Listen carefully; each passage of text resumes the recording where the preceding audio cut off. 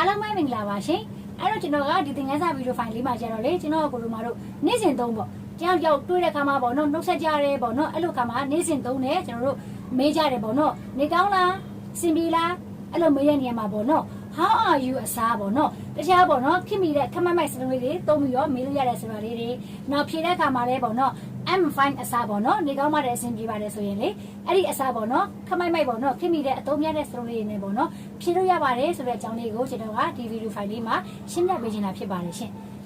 Okay အဲ့တော့အရင်ဆုံးပေါ့နော်ကျွန်တော်ကိုရိုမာတို့စတူတူချင်းပေါ့နော်တယောက်နဲ့တယောက်နေကောင်းလားအဆင်ပြေလားပေါ့နော်အဲ့လိုမေးချင်တယ်ဆိုလို့ရှိရင်ကျွန်တော်ကိုရိုမာတို့ how are you အစားပေါ့နော်ဒီလိုမျိုးလေးတွေသုံးပြီးတော့ကျွန်တော်မေးလို့ရပါတယ်ရှင် Okay အဲ့တော့ဒီမှာဆိုလို့ရှိရင် how are you အစားပေါ့နော် how's it going သူရဲ့ဒီ how ရဲ့ဒီ how is ကိုရေးထားတာပါနော်အဲ့တော့အရှင်းကောက်ဆိုလို့ရှိရင်တော့ how is it going ပေါ့အဲ့တော့မြန်လေးပေါ့နော်အဲ့လိုဆိုလိုက်မယ်ဆိုလို့ရှိရင်မြန်ဆိုလိုက်မယ်ဆိုလို့ရှိရင် how's it going how's it going how are you အစားနော်ပို့ပြီးတော့ခင်မိတယ်ပို့မိုက်တယ်ပေါ့ how's it going ဒီဘယ်တော့နေကောင်းလားအဆင်ပြေလားမေးတာပါပဲနော် Okay နောက်ဘယ်လိုမေးလို့ရသေးလဲ how have you been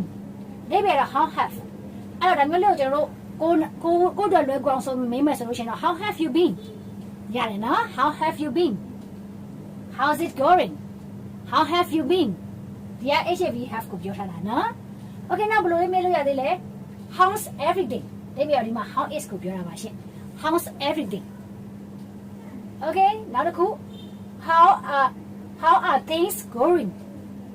နေကောင်းလားအဆင်ပြေလားမေးတာပဲ How are things going?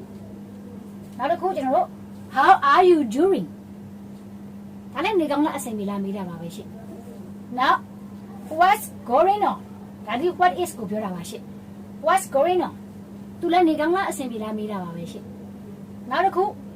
What's new?သူလည်းနေကောင်းလားအဆင်ပြေလားမေးတယ်အဲ့နောက်မှာ what's new with you ဘာလို့ you ပေါ့နော် what's new with you လို့မေးလိုက်ရတယ်နော် Okay နောက်တစ်ခုမေးလို့ရတယ်ရ what's up သူလည်းနေကောင်းလားအဆင်ပြေလားမေးတာပဲအမို့သူရတော့ကောက်ဆိုလို့ရှိရင် sup ခုနကဘာဆိုတွေ့ကြရနော်နေကောင်းလားအဆင်ပြေလားသူအဲ့တော့ဘယ်လိုလဲကွာလဲဆိုတော့ကျွန်တော်အပေါ်ကဟာလေးတော့နည်း formal ကြတယ်ပြောလို့ရတာပေါ့ဒီဘောကဟာလေးတွေကြတော့ဒီမှာဆိုတမရိုးကြကျွန်တော်ရင်းနှီးပေါ့နော်ဂျိုတင်ဖို့လိုတဲ့သူတွေလေးစားဖို့လိုတဲ့သူတွေဆိုရင်လူပုံစံလေးတွေမိတာပေါ့အောက်ကတော့ကိုနဲ့ရင်းနှီးနေကြတငယ်ချင်းတွေကိုရဲ့မိတ်ဆွေတွေအပေါင်းဖော်တွေ informal ပဲပေါ့နော်အဲ့လိုပေါ့နော်ကိုနဲ့နေစဉ်သုံးပေါ့နော် ACC ပဲရင်းနေကြသူတွေနဲ့ပေါ့နော်ကျွန်တော်နှုတ်ဆက်တဲ့ခါကျရင်စားဟောစား what's new မေးလို့ရပါတယ်နော် Okay ဒါလေးတွေကကျွန်တော် how are you စာသုံးပြီးတော့မေးလို့ရတဲ့စလုံးလေးတွေပေါ့နော် Okay ဒီမှာဆိုလို့ရှိရင်ကျွန်တော်တို့နေကောင်းပါတယ်အဆင်ပြေပါတယ်လို့ပြန်ဖြေတဲ့အခါမှာဆိုလို့ရှိရင်သူလည်းအဲ့လိုပဲ I'm fine အဲ့တော့ I'm fine အစားဒီလိုပုံစံလေးတွေသုံးပြီးတော့ကျွန်တော်ဖြေလို့ရပါတယ်ရှင့် Okay ဘယ်လိုရလဲ I'm doing well thanks ဒီဘက်တော့ငါနေကောင်းပါတယ်အဆင်ပြေပါတယ်ကျေးဇူးတင်ပါတယ်ပေါ့နော်ဒီမှာဆိုလို့ရှိရင်အဲ့လိုပဲ I'm good ငါ okay တယ်ငါအဆင်ပြေတယ်ပေါ့ဒီ how about you ရဲ့အဓိပ္ပာယ်ကျတော့မင်းရောမင်းလည်းပဲလို့မေးတာပါရှင့်Okay နားလေးမှာ how about you အစားပေါ့နော်ကျွန်တော်တို့ကတော့ what about you လို့မေးလိုက်ရပါတယ်နော် Okay အဲ့လိုပြန်မေးခံရပြီဆိုလို့ရှိရင်တစ်ဖက်လူကငါလည်းပဲနေကောင်းပါတယ်ဆိုလို့ရှိရင် I'm great too ဆိုပြီးဖြေလို့ရတယ်နော် Okay ဒီမှာဆိုလို့ရှိရင်လည်းလိုပဲနေကောင်းတဲ့အဆင်ပြေတယ်ပြောမယ်ဆိုရင် things are good ဟိုက I'm fine အစားနော်နောက်ထပ် everything is good ဒီမှာတော့ think မှာ s ပါလို့အများကြီးပုံစံဖြစ်တော့ r သုံးတယ်ဒီမှာ everything ဒီသူဒီအများနဲ့အနည်းကြီးပုံစံဖြစ်တာမလို့တစ်ခုလေးပုံစံဖြစ်တာမလို့ is ကိုသုံးတာပေါ့နော်Okay, everything is good. Things are good. သုံးလို့ရတယ်ဖြေလို့ရတယ်ပြောလို့ရတယ်ပေါ့နော် Now pretty good. တော်တော်လေးကိုအဆင်ပြေတယ် Pretty good. Not bad. သူလည်းနေကောင်းတယ်အဆင်ပြေတယ်ပြောတာပဲဆိုပါဘူးအဆင်ပြေပါတယ် Nothing much. အဆင်ပြေတယ် easy way ဒီပဲနော် No complaints.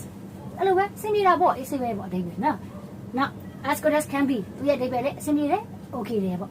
သူလည်းပဲခုနကအပေါ်ဟာလေးတွေကတော့ကျွန်တော်တို့ formal ပေါ့formal ဆိုခုနကလိုယူသေးဖို့လေးစားဖို့လိုတဲ့သူတွေပေါ့နော်အဲ့လိုမျိုးတွေမှာဆိုလို့ရှိရင်ကျွန်တော်ဒီလိုအပေါ်ပုံစံလေးတွေပြောပြီးဖြေရတယ်နောက်အောက်ကတော့ခုနလိုပဲကိုယ့်ရဲ့အပေါင်းဖော်တွေဟိုနဲ့ပေါ့နော်